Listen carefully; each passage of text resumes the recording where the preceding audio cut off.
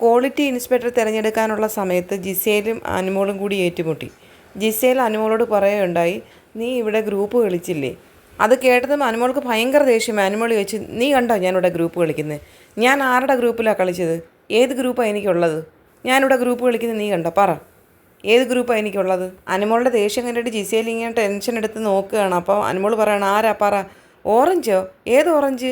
നെവിനാണ് എൻ്റെ പേരിപ്പോൾ ഇവിടെ എഴുതിയത്. ഇവനും അവനും മറ്റവനും എല്ലാം ഇപ്പോൾ എൻ്റെ പേരാണ് ഇട്ട് കൊടുത്തത്. എന്നെ ആ സ്ഥാനത്ത് നിന്ന് മാറ്റാൻ വേണ്ടി ഇവന്മാരെല്ലാം കൂടി ഇപ്പോൾ എൻ്റെ പേരാണ് കൊടുത്തത്. അപ്പം ഞാൻ ആരുടെ ഗ്രൂപ്പിലാണ് കളിച്ചത്? ഏത് ഗ്രൂപ്പാണ് എനിക്കുള്ളത്? എൻ്റെ ഗ്രൂപ്പിൽ ആരൊക്കെയുണ്ട് പറ. തൊട്ടടുത്തിരുന്ന ബിന്നി പറയുന്നുണ്ട് ജിസേലിനോട്, ഒരാളെ നമ്മൾ ക്വസ്റ്റ്യൻ ചെയ്യുമ്പം നമ്മൾ ഇൻഡിപെൻഡൻ്റായിട്ട് നിന്നിട്ട് വേണം മറ്റൊരാളെ നമ്മൾ ക്വസ്റ്റ്യൻ ചെയ്യാൻ. അല്ലാതെ ആവശ്യമില്ലാതെ ഓരോ കാര്യങ്ങൾ പറയരുത്. ആരൊക്കെയാണ് ബോട്ടിലുണ്ട് കൊടുത്തതെന്ന് എനിക്ക് എങ്ങനെ അറിയാം ജിസേലെ? ഞാൻ ഓറഞ്ചാണല്ലോ റിജക്റ്റ് ചെയ്തത്. ഞാൻ എന്തോ നിവിനെ എടുത്തോ? നിവിൻ്റെ ഓറഞ്ച് ഞാൻ എടുത്തോ? ഞാൻ അക്സെപ്റ്റ് ചെയ്തോ? എന്തോ ജിസേൽ പറയുന്നത്? അനുമോൾ പറയുന്നുണ്ട്, ഇല്ല ജിസേൽ, ഞാൻ അങ്ങനെ ഒന്നും ചെയ്തിട്ടില്ല. ഇവരൊക്കെ അങ്ങനെയാണെങ്കിൽ ഞാൻ ഇവരൊക്കെ വന്ന് എൻ്റെ കാല് പിടിച്ച് കരഞ്ഞിട്ടുണ്ട്. എന്നാൽ അവർക്ക് കൊടുക്കണ്ടേ? അവർക്ക് കൊടുത്തില്ലല്ലോ. ഞാൻ ഒറ്റയ്ക്ക് ഇന്നേ കളിക്കത്തുള്ളൂ. ഇനി ആരൊക്കെ എന്തൊക്കെ പറഞ്ഞെന്ന് പറഞ്ഞാലും ഞാൻ ആ ക്യാരക്ടർ മാറിയിരിക്കുകയാണ്. എനിക്കറിയാം കറക്റ്റായിട്ട് എങ്ങനെയാണ് ചെയ്യേണ്ടത്. ഞാൻ ആരുടെയും ഫേവറിൽ പോകത്തില്ല. ഇത് നിൻ്റെ വെറും തോന്നൽ മാത്രമാണ്. ജിസേലിൻ്റെ അടുത്തിരുന്ന് ആര്യം പറയുന്നുണ്ട്, അനുമോൾ ഒരിക്കലും ഗ്രൂപ്പ് കളിച്ചിട്ടില്ല. അനുമോൾ സെൽഫാണ്. അവൾ സ്വന്തമായിട്ട് അവൾക്ക് വേണ്ടിയാണ് അവൾ കളിക്കുന്നത്. അല്ലാതെ അവൾ ആരുടെയും ഗ്രൂപ്പിനകത്തില്ല. അവൾക്ക് അങ്ങനെ ഒരു ഗ്രൂപ്പില്ല. നീ എന്തിനാ ഈ മണ്ട വർത്താനം നീ പറയാതെ എന്ന് ജിസേലിനോട് പറയുന്നുണ്ട്.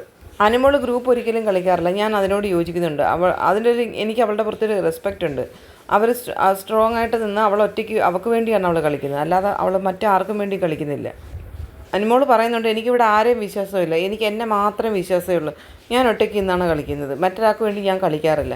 അപ്പോൾ ആര്യം പറയുന്നുണ്ട്, ഇത് ഇവളുടെ തെറ്റിദ്ധാരണയാണ്. ഇവൾ ആവശ്യമില്ലാതെ ചിന്തിച്ചതാണ് ഇതൊക്കെ.